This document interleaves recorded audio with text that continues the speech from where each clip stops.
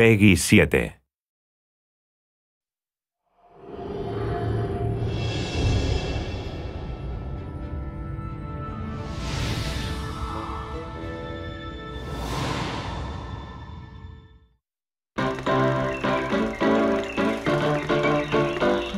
I was in when they said, you want to make a Mickey Mouse game. But when they told me they'd gotten Oswald back, I lost it. I mean, I was done. I'm an old animation buff. I mean, I knew about Oswald before they mentioned him to me, which is kind of rare. And when they said, you're going to have the opportunity to present Oswald on screen in a new Disney story for the first time since 1928, I mean, what an honor.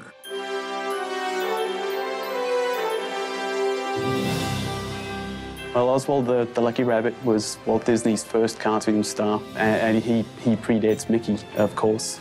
He's such a rich character, and if you look back at the old animation, it was so fun and so exciting. Oswald was different from other animated film stars of that time. Those cartoons that Walt Nub made were little gems of storytelling. They weren't just a string of gags.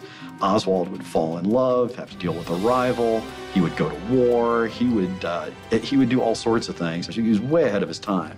You know, very quickly, the Oswald cartoons became among the most popular silent cartoons of the late 20s. Oswald was a big star.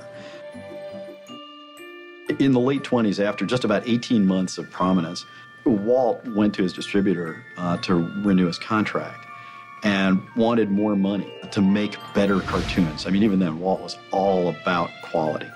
And the distributor said, no, not only are we not going to give you more, we're going to take your staff, we own the rights to the character, check your contract, and you're out of work.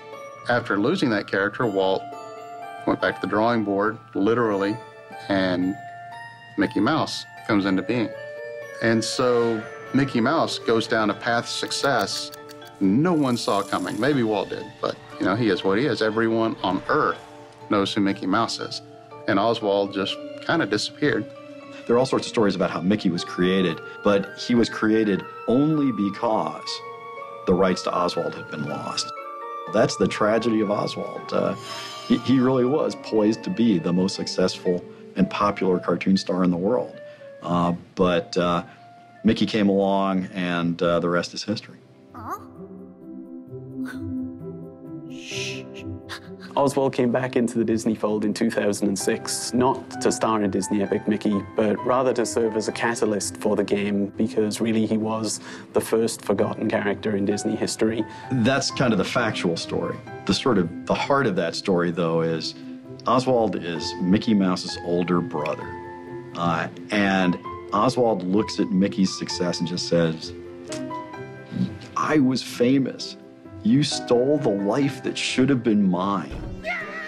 We ran with that idea, not only playing with his kind of sibling rivalry, the forgotten brother, but we also used him as a path for redemption for Mickey in his own arc, finding out that he had family that he had forgotten or didn't even know about, but then also trying to find his way through crafting this relationship once again with this person that he didn't even know was family. He's an emotional touchstone for Mickey, for players.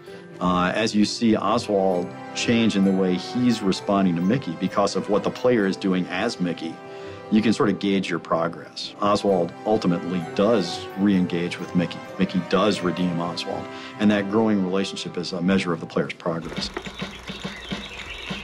I love Oswald, and I want to make him a hero too. That's, you know, kind of goal 1.5 for this project. I remind people how incredible a character Oswald is and set him up for success as a cartoon star, as a plush toy, you know, you name it. I want Oswald everywhere because he deserves it.